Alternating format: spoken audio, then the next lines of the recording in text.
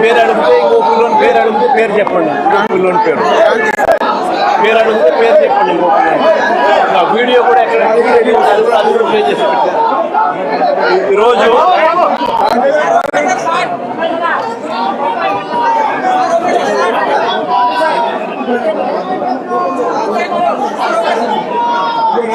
ఈరోజు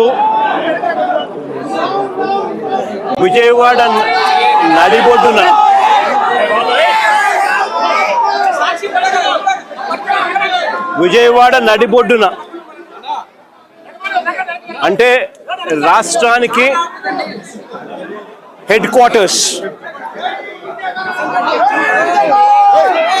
ఇక్కడ నుంచి కూతవేటు దూరంలోనే ముఖ్యమంత్రి గారి నివాసం, ఇక్కడే డీజీపీ కార్యాలయం, ఇక్కడి నుంచి కూతవేటు దూరంలోనే డీజీపీ కార్యాలయం, ఇక్కడే విజయవాడలోనే కమిషనరేట్, ఇక్కడే ఏసీబీ పరిధి,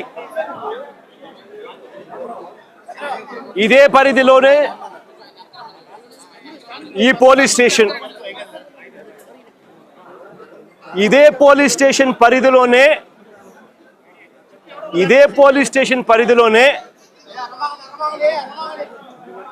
ఈ తల్లి, నా ముందరనే నా పక్కనే ఉన్న ఈ తల్లి ఎంత దారుణంగా ఈ ఘటన జరిగింది అని చెబుతూ రోధిస్తా ఉన్న దృశ్యం. ఈరోజు నేను ప్రతి ఒక్కరిని కూడా ఒకటే ఆలోచన చేయమని అడుగుతా ఉన్నా. కొంతమంది చంద్రబాబు నాయుడు గారు దగ్గరుండి ప్రోత్సహిస్తా ఉన్న కొంతమంది పోలీసుల వ్యవస్థలతో,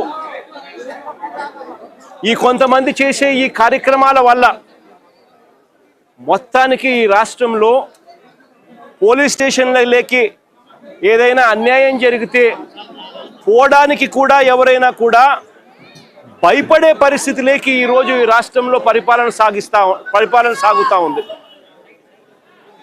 నేను అడుగుతా ఉన్నది ఒకటే, ఇదే పోలీస్ స్టేషన్ పరిధిలోనే, ఇదే పోలీస్ స్టేషన్ వేదికగా, ఈ పోలీస్ స్టేషన్ పరిధిలో ఉన్న ఏసీబీ కార్యాలయం, ఈ పోలీస్ స్టేషన్ పరిధిలోనే కమిషనరేట్ కార్యాలయం, అంటే సిపి, ఏసీపీ, పోలీస్ స్టేషన్లో ఉన్న సిఐ అందరూ కూడబలుక్కొని డీజీపీ సైతం దీంట్లో ఇన్వాల్వ్ అయ్యి ఒకరినొకరు ఏ రకంగా ప్రొటెక్ట్ చేసుకుంటా వస్తూ ఉన్నారు, ఒకరినొకరు ఏ రకంగా వెనుకేసుకొని వస్తూ ఉన్నారు అని చెప్పడానికి నిదర్శనం ఇది. మే మాసంలోనే ఒక ఘటన కాదు, సాయిది ఒక ఘటన అయితే, రెండో ఘటన క్రాంతి కుమార్ అనే పిల్లాడిది, రెండో ఘటన సూసైడ్. ఈ సూసైడ్ ఒకసారి వినండి, చూడండి.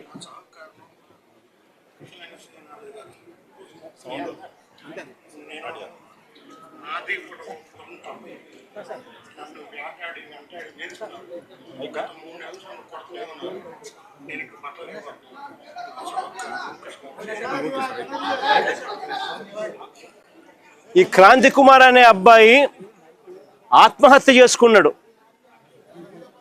పలాని సిఐ పలాని పోలీస్ స్టేషన్ పరిధి రోజు నన్ను కొడతా ఉన్నాడు, నేను తట్టుకోలేకపోతా ఉన్నాను, నా చావుకు కారణం తానే అని చెబుతూ మరణ వాంగ్మూలం ఇస్తూ తాను ఆత్మహత్య చేసుకున్న పరిస్థితి. అది మే మాసంలోనే మే 9వ తారీఖున సాయి ఘటన కూడా జరిగింది.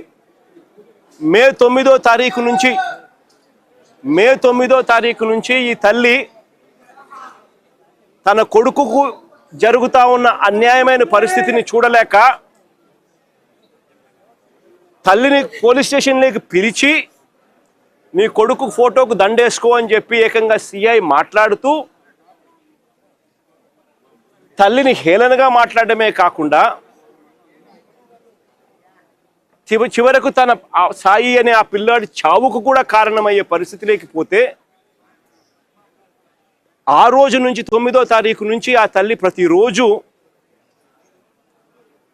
తనకు సమాచారం అందే కొద్దీ ఆ సెల్లులో జరుగుతూ ఉన్న విషయాల మీద తనకు మిగతా వాళ్ళు సమాచారం తనకి ఇచ్చే కొద్దీ తన కొడుకు ఏదో జరుగుతూ ఉంది, పోలీసులు తీసుకొచ్చారు, ఆ స్టేషన్లో తనను పెట్టారు, తనను కొడతా ఉన్నారు, చిత్రహింసలు పెడతా ఉన్నారు అని చెప్పి తనకు అర్థమయ్యి అదే పోలీస్ స్టేషన్ పరిధిలోకి ఒకసారి కాదు, 2 సార్లు కాదు, 3 సార్లు కాదు, 4 సార్లు కాదు, ప్రతిరోజు ఆ తల్లి అక్కడికి వెళ్ళి నా కొడుకును నాకు చూపించండి అయ్యా, నా కొడుకును నాకు చూపించండి అయ్యా అని చెప్పి బాధపడతా ఉన్న పరిస్థితులు మన కళ్ళ ఎదుటే కనిపిస్తూ ఉంది. ఇది జరిగిన ఘటనను చూసుకొని ఈ తల్లితో పాటు ఆ అబ్బాయి చిన్నమ్మనేమ్మ లాయరు దుర్గమ్మ, ఆ లాయరు వాళ్ళిద్దరూ డీజీపీ ఆఫీస్కి వెళ్ళి ఆ దుర్గమ్మ లాయర్ డీజీపీ ఆఫీస్కి వెళ్ళి రాతపూర్వకంగా ఇది జరుగుతూ ఉంది అని చెప్పి ఏకంగా కంప్లైంట్ ఇవ్వడం జరిగింది.